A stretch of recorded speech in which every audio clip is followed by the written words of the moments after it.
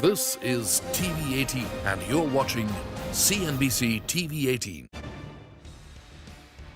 97 points higher on the Nifty, very strong opening. For our own markets, we're holding up in the green right now as we speak. We have the Nifty sitting with cuts of 43 points at the day's low. 0.25%, 18,159 on the index. The market is going to go home with not quite a three-digit gain, but quite close as well. 95 points higher, 18,214. Banks, of course, were the sort of big reason why that happened. Hello and welcome to CNBC-TV18. You're watching Markets Today, the show where we track the 6 hours of the trading action in just 5 top headlines. I'm Marico. Here are the headlines for the day. Sensex and the Nifty hit the highest levels in 10 months as bulls maintain their winning momentum. Banking stocks lead the charge, and the Nifty Bank index closes at record highs. PSU banks report a strong second quarter. Profits grow 50%, loan growth is over 19%, asset quality also improves with gross non-performing assets declining by nearly 16%. Britannia posts strong revenues and record market share, but tightened guards for slimmer margins, while Marico reports tighter margins and a weak growth outlook. A bitter pill for Divi's Labs after it fell 8% on a weaker than expected second quarter. Escorts as well lower as it disappoints. They saw a huge drop in margins and some loss in market share. Soda ash prices revised downwards for the first time in 18 months. Tata Chemicals as well as GHCL end mix. TVS Motors ends flat. Some brokerages bet on the stock while others downgraded. Well, here's what we have lined up on the show for you. It's a packed show as always. In Market Voices, we have Dheeraj Agarwal of Ambit Capital. And in Big Corporate Voices, we have Dinesh Kumar Khara, the chairman of SBI, and Saugata Gupta, MD and CEO at Marico. Well, let's start off with the day's market action. The Sensex and the Nifty hit its highest levels we've seen in 10 months as earnings season draws to a close. The banking stocks, they led the rally with the Nifty banking index ending at a record high. Prashant Nair is with us to run us through the market trap. Prashant?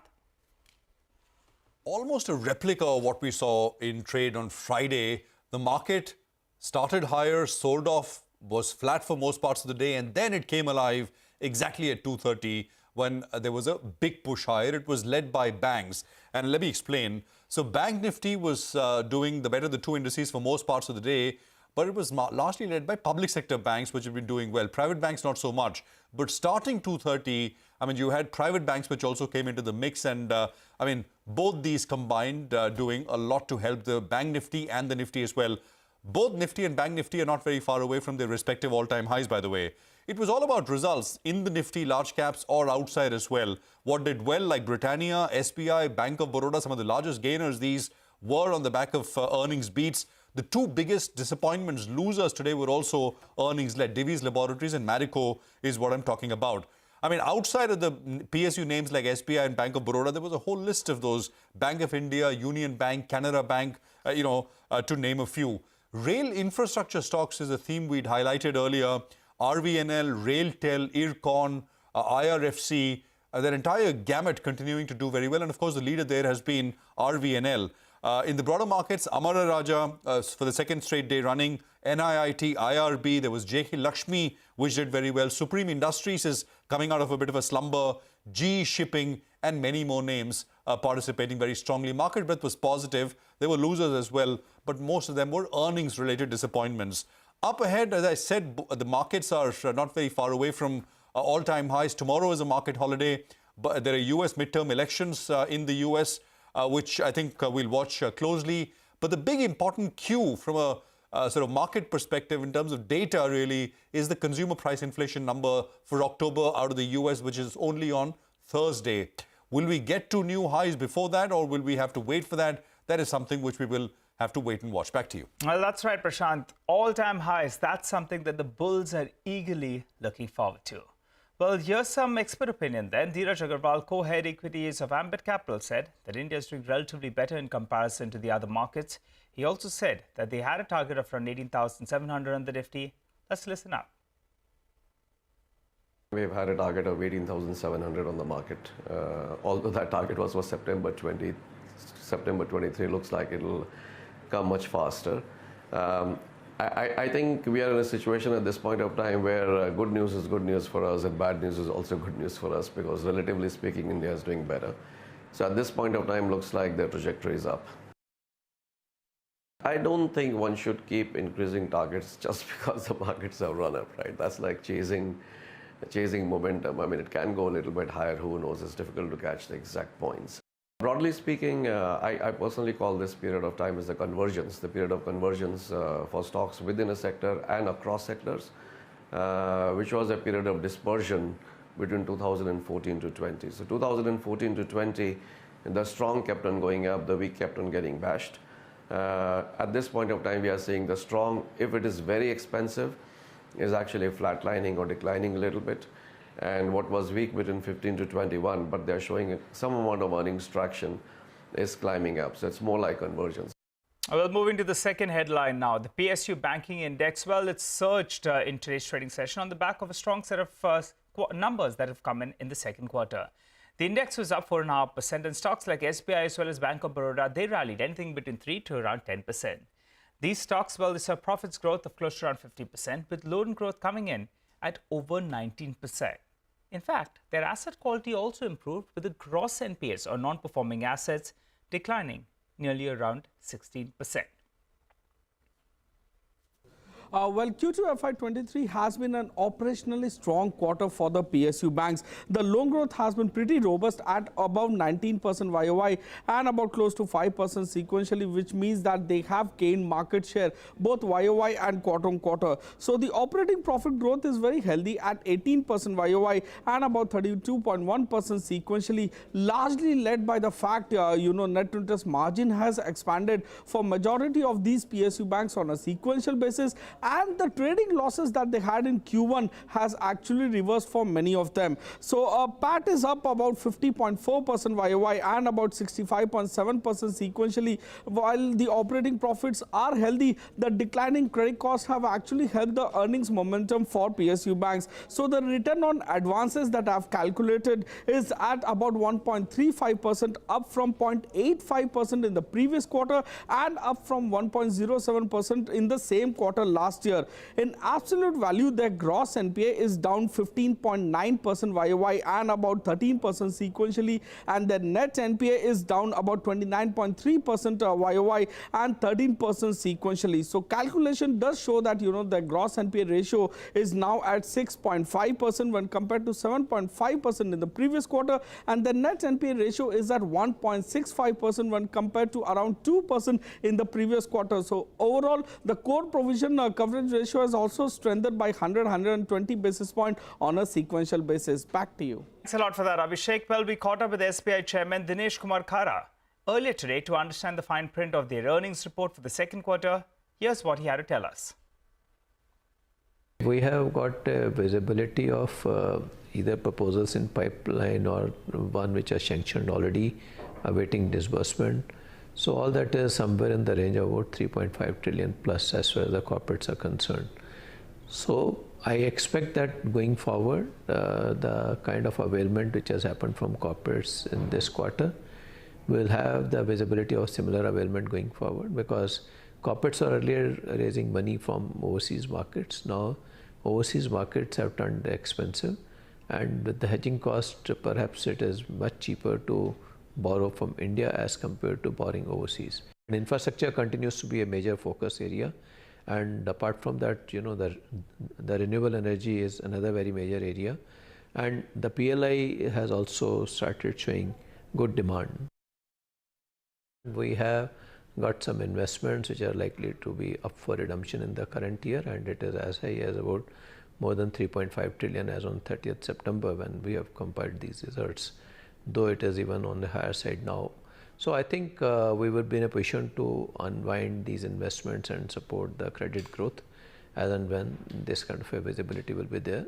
And apart from that, at a system level also, I think the government, normally we expect that the spending from the government will also go up somewhere towards December, January, and that will also bring in more money into the system, and which will also address the liquidity requirement of the banking system. Meanwhile, Sanjeev Chadda, the MD and CEO of Bank of Baroda, believes that there is scope for credit costs to reduce further. Take a look. Credit costs have been trending downwards, and to my mind, there is scope for it to come down further as the residual impact of COVID dissipates. We had guided earlier that credit costs should, for the bank, be between 1.25 and 1.5%, although they are less than 1% this quarter. But there always are uncertainties. So for the moment, we have improved our guidance to between 1 to 1.25%. Well, the third headline today, Britannia was the star, was up close to 9% after the company posted strong revenues in the second quarter. The company's market cap crossed 1 lakh crore rupees post its numbers. Manglam is with us to run us through the details. Manglam? Britannia hit a record high in today's trading session. The company reported its highest ever quarterly revenue. The street rewarded it with the market cap actually crossing that 1 lakh crore mark for the counter as well. That's not all. They've continued to gain market share for 38 quarters in a row, and now their market share is at a near 15-year high, and that basically is at its widest point that we've seen as against its second competitor Parle as well. If you just take a look at the numbers across all parameters, the company reported a comprehensive beat. The volumes were about 4%. That was the only in-line parameter. However, the street was worried about the way the company's debt increased from 700 odd crores to close to around 1700 crores. But to that, the management clarified in the conference call that the debt was taken only to fund capex because it came at attractive rates of 5.8%, which was lower than the treasury yield of the company as well. In fact, in the conference call itself, they spoke a lot more about all the other concerns that street had, which was one, Bombay Dying's SEBI order, which they believe that they have gone ahead and appealed against the court's order. Apart from that, we've also heard the company talk about raw material prices stabilizing, a large part of their new product business doing extremely well. Croissants, for instance, would do about 150 crores by the end of this year. And Rajneet Kohli, who was hired from Jubilant Foodworks as the CEO and ED, will now operate day-to-day management of the company. So that stock did well on account of that. And while Britannia did well, its holding company BBTC, which holds about 50.5% stake in the company, which is worth around 50,000 crores, did even better in trade today. And that's primarily because of the big holding company discount that it trades at. BBTC's market cap is just around 6,500 crores. We've taken debt, yes. We've taken debt for our Ranjangaon expansion, which was a lot of that in dairy.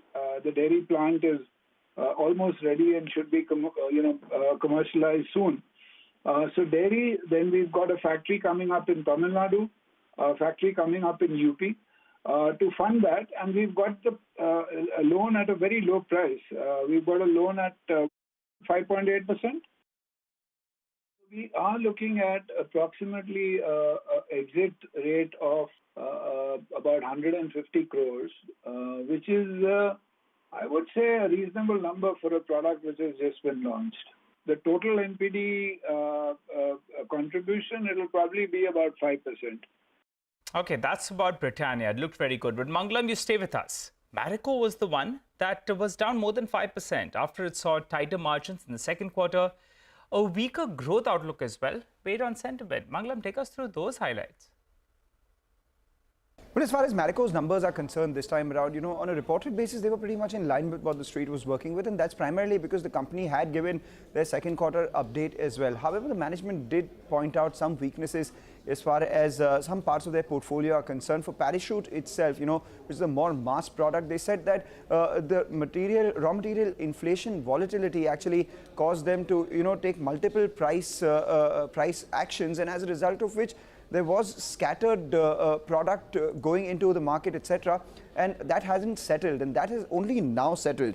As far as the other parts of the business are concerned, we did see some recovery in Saffola. As far as value added is concerned, we did see a bit of a decline out there as well. But the management were pretty confident with regards to the gross margin expansion continuing into the next quarter, and in the next half of this year as well. They're looking at margins between 18 to 19%, notwithstanding the 17% that they've done in the second quarter itself. Importantly, it will be crucial to watch out for how the performance of their growth businesses, foods as well as digital, take the company's growth prospects forward going forward, primarily because they have tall targets of almost 850 to 1,000 crores coming in from food by FY24 and almost 450 to 500 coming in from their digital and premium personal care. We spoke with the management, and this is what they had to say. contrary to expectations, the commodity market, at least as far as Parachute is concerned, continues to fall in a gradual manner, which means that we were always playing catch up with pricing. As a result, our prices have not been able to stabilize in the market. And as you know, that Parachute is a mass distributed brand, therefore it takes 6 to 8 weeks for the prices to stabilize and the price discovery to happen with the consumers. And therefore, we have not been able to get the volumes back, which I believe now is going to happen come around November, December, certainly around December, because now we see the stability happening. Well, time to slip into a short break, but you stay with us. We'll be back in a jiffy with the other headlines that we're tracking.